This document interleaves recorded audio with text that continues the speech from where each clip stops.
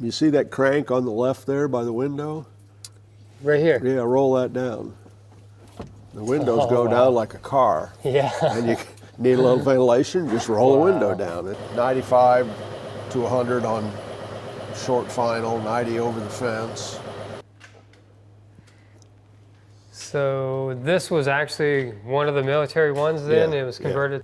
You can go a long ways.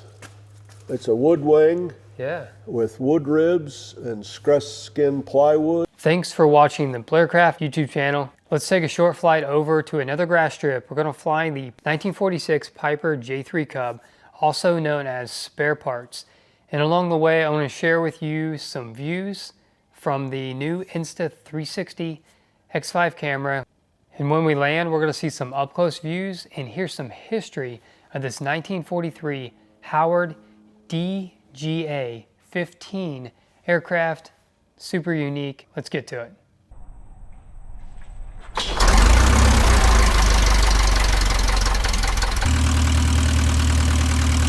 One of the features I like on the X5 is they have what they call jitter blur reduction. So during low light, evening, morning flights, improves the motion blur.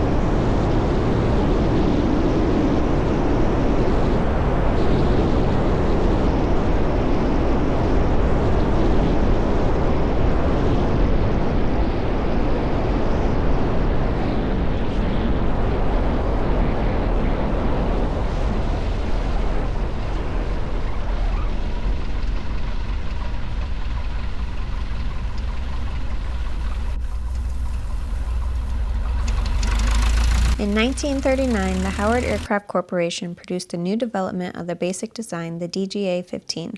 Like its predecessors, the DGA-15 was a single-engined, high-winged monoplane with a wooden wing and a steel tube truss fuselage, but it was distinguished by a deeper and wider fuselage, allowing 5 people to be seated in comfort. The Howard DGA-15 is a single-engine civil aircraft produced in the United States by the Howard Aircraft Corporation from 1939 to 1944. After the United States' entry into World War II, it was built in large numbers for the United States Navy and also served various roles in the United States Army Air Forces. All right, we just hopped over from my house to another private strip, which is way nicer than my strip. It's well established. And Ralph here, he's going to show us this beauty behind us. You had a Howard before, and it was a project. Yes. And it's still a project. Right. Yeah. I've had it since 1979. Just never had time to work on it. I had 2 jobs for 35 years. Yeah. And that'll explain some of it, and a business. Time's running out, you know. You have a birthday every year, and I decided if I was going to have a Howard to fly, I better just buy one. So get it while you can. I was able to do that. This one was owned by a foundation in Dallas. Casa Grande, Arizona, have maintenance done. I brought it back to Indiana about the end of August. First time I stopped over here, I was surprised to see it in the hangar. I was like, man, where'd that come from? This? Yeah. When I was like no one knew you had it, and it was here. Well, just kind of flew it back. Yeah. My brother and I brought it back in a day and a half. Yeah. So you mentioned that you asked your wife what she thought. Well, I have a T6. Yeah. And I don't fly the T6 much anymore. I think I've had that for 18 years. When I first bought it, there were 12 of them between St. John's, Michigan and Elkhart, Indiana. Okay. Now there's 4. Okay. And 2 of those guys don't have medicals. So the other guy that flies is in Kalamazoo. We just don't get together that much. So now there's one in Elkhart now. T6 likes gas. Yep. It's fun to fly, but only one person, it's not real practical. So I proposed the idea of selling the T6 and buying a Howard that flies. And Yeah. she thought that was a grand idea. Yeah. So. And one thing she said, which I think is what my wife would say, and I know Stephen thinks is pretty funny, is you mentioned to me briefly that she didn't want it to come home and be in a bunch of parts. Yeah. I had to pledge that I wouldn't take it apart. Yeah. So this was done, it sounded like early 2000s they did? Yeah. I think the wings were rebuilt in either 98 or 02. Okay. I think maybe it was started in 98 and finished in 02. That's when the fabric was done on the fuselage and the tail. Yeah. But it has a fresh overhauled engine. Propeller only has like about 130 hours on it since overhaul. And they made a nice panel. Yeah. It's a VFR panel with ADS-B and a GPS, IFR GPS. It seats 5. Okay. Empty. That's pretty comfy. I'm gonna sit up in here. Sure, go ahead. I'm gonna. Empty weight's about just under 3,000, and the gross weight's 4,500. Okay. It has Man. 150 gallons of gas, and you can go a long ways. Yeah, that's. It's got like a. It's got like an instrument panel in the middle, and then you have like almost like a keyboard instrument panel on the bottom. Yeah. That's pretty interesting. Yeah. Haven't seen- Get the compass. That's the coolest part. That's like a 1943 compass. Oh, there. really? Wow. It's works good. Yeah. The switches and everything have all been modernized and updated, and Okay. In fact, there's even circuit breakers there. It says autopilot. Yeah, but I see it all I've the way. dug through the records, but I haven't seen where any autopilot was ever installed. So You see that crank on the left there by the window? right here. Yeah, roll that down. The windows go wow. down like a car. Yeah. And you need a little ventilation, just roll the window down. It's That's pretty cool. Have you had a plane with a crank window before? no, not like that. No. Okay. Oh, so both sides crank down. Yeah, Yeah. yeah. Wow. That's pretty awesome. Good deal. So had you flown a Howard before? Only one time 40 years ago Okay. for 40 minutes. But, Okay. But the Howard Foundation's real active and very, it's a good support. And I've had a lot of help from several people there. And it's a pretty small group, so everybody's willing to help each other. Yeah. And, How many are still flying today? Did you say you had an idea? Or? The foundation said there were less than 50. I think 43 was the number. So Pretty good baggage area still, even behind the back seat. yeah, that panel comes off back there, Okay. and the battery's back there another 5 feet. So I don't know. Wow. My grandson's pretty small. Maybe he'll have to crawl back there. Yeah. So how does it fly compared to other It's real stable. Yeah. It wanted to roll to the right initially, but we've been tweaking on it, so I got that pretty well taken care of. I think there was 3 rules. What'd they tell me? If you bounce, go around. Yeah. Don't try and save it. Yeah. And 95 to 100 on short final, 90 over the fence. And I forget the third one. Yeah. Well, hopefully you So don't far, I haven't had any issues. Yeah. It hasn't been too difficult. Hasn't. But I have to tell you, I haven't had it in very much wind, you know. Okay. Yeah. 5, 6, 7 knots of crosswind's all I've had it in. Yeah. So you have, what's the cruise speed on this? About 100 or? Oh, it goes about 100, indicates about 140 at 3,000 feet. Really? It moves along pretty good. Yeah. I'd say it's about 182 speeds. Yeah. But it's burning a lot more gas. Yeah. Yeah, we got a lot more room. I want to get it's twice as heavy. Yeah. I want to get a fuel flow put in it so I can tell exactly what I'm burning. And the fuel gauges aren't what you would say are real accurate. Yeah. So you have... And there's a big difference in burn. You can burn 28 gallons an hour or you can burn 20 gallons an hour. It just depends on where you put the power. Yeah. And, so you said the original color was this yellow? yeah, well, that's the color it was. The paint scheme. Yeah, before. Originally, this was a military airplane, Okay. NH-1. Really? And I think they built about 500 or 550 for the military. And then, of course, after the war, they built a few airplanes and then production stopped. Okay. But this was the latest version. Benny Howard got started with racers in the 30s. Ike and Mike were the two of the racers, and they were single seat, low wing, inline engines.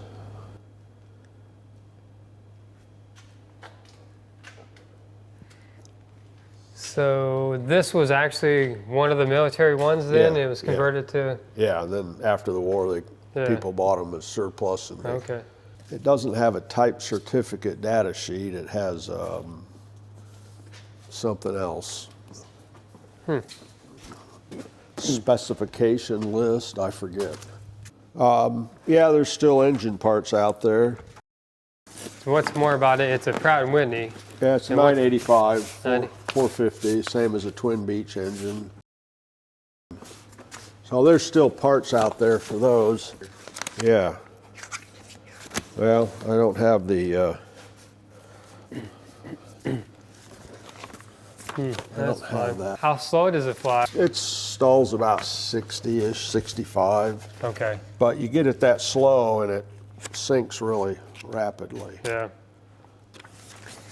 That's an interesting tail wheel. It's got like an oleo strut that goes straight up and down. There's a spring in there. Oh, it's still spring. Okay. Yeah, there's a vertical spring, and that, it looks like that tire's low on air, but that's actually a solid tail wheel. Oh, really? Okay. Yeah. Wow. Wow. Well. And I didn't know that such a thing existed in that size. Yeah. But there it is. Yeah. Yeah, it's a good few inches of... A lot of the Stearman guys run solid tail wheels. This one's soft. Deal. Well, you know what color paint scheme? Have you thought about it much yet? Well, we're still negotiating. Still negotiating. Yeah. Okay.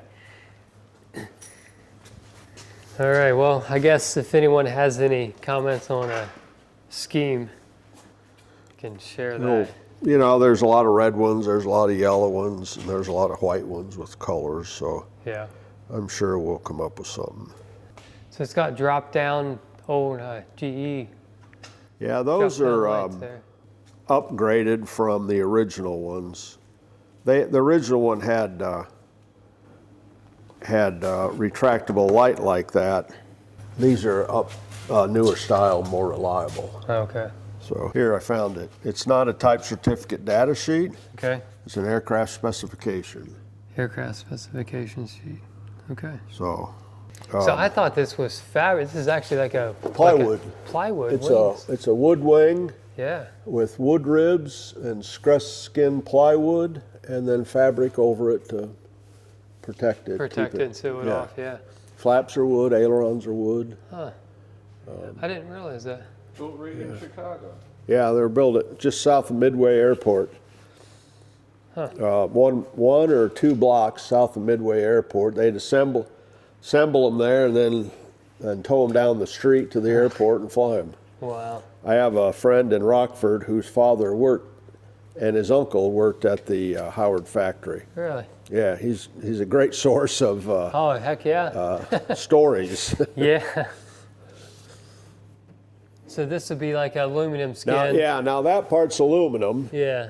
It's a steel tube fuselage all the way to the tail, Really?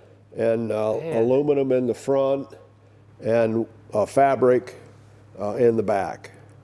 This is built like a tank. Yeah, it's pretty strong. Some of those tubes in the fuselage are like 1.25 inches, 1.5 inches. They're big. Wow. Huh. So a combination of tube, fabric, wood, and metal. Yeah, everything they It's made got airplanes everything out that of. they. Yeah. Brakes, they got pretty good sized brakes on it, looks like. This one's been converted to a Cleveland wheels and brakes, so Okay. that part's very reliable.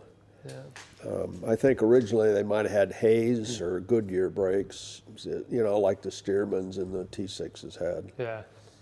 Sure, that's an inch and probably eighth tubing there on the going Yeah. up the front. It claims they built over 500 and there's only 40 flying. Yeah, 43 I think is what they told me. Wow.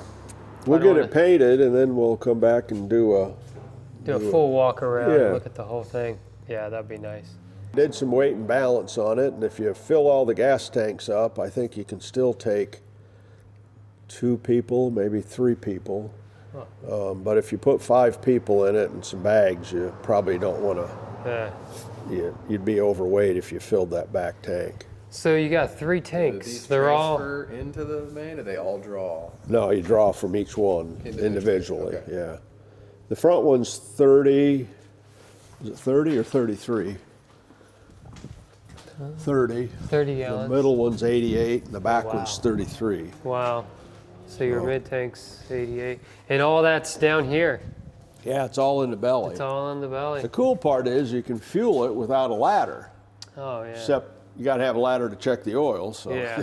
Well, at least you don't Still have need to a have the ladder. big hose, though. Yeah. With yeah, I suspect that was a design criteria for being on floats. Yeah.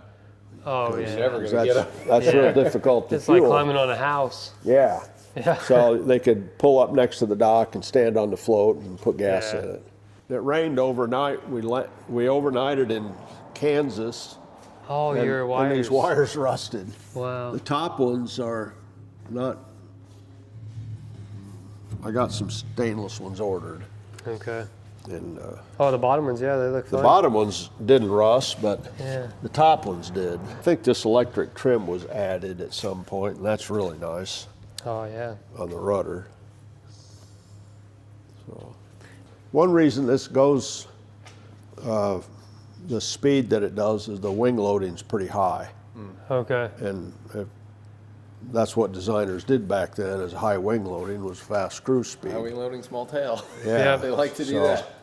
Well, you got So, this fairing out here, too. Everything's kind of a lot of streamlined stuff. Yeah.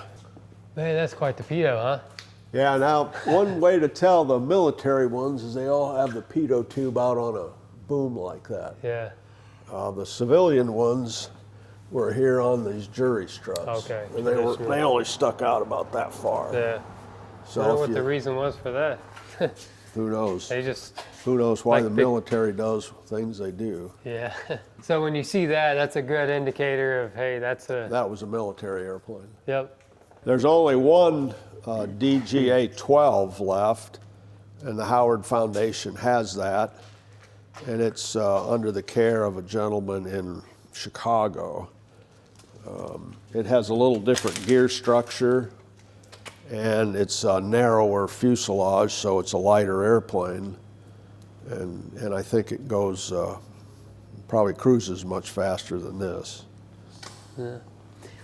Well, I'm impressed with about 140. That's pretty good. Yeah, I think you know, having the supercharger, and you get it up in the 9,000-10,000. I imagine that it's going to true better than that. But Well, I think you ought to shop for some floats. That looks pretty darn good. that, I know the guy that owns that. He's a friend of mine.